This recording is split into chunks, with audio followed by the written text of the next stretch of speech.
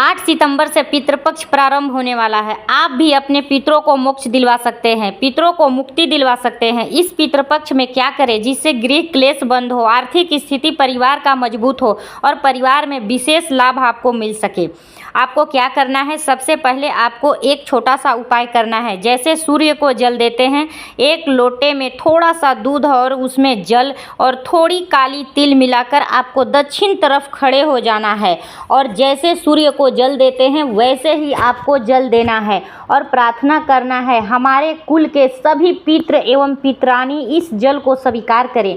ऐसे अगर प्रार्थना करके आप या 15 दिन तक पितृपक्ष में इन दिनों में अगर आप डेली जल देते हो तो निश्चित तौर से पितृपक्ष की खत्म होने और उसके जीवन में बेहतर लाभ आपको प्राप्त होगा। आप पितरों का तर्पण विधि भी कर सकते हैं, श्राद्ध विधि भी कर सकते हैं। बहुत प्रक्रिया है, लेकिन सबसे विशेष उपाय यही जो मैंने बताया है, आप जल अर्पण करो।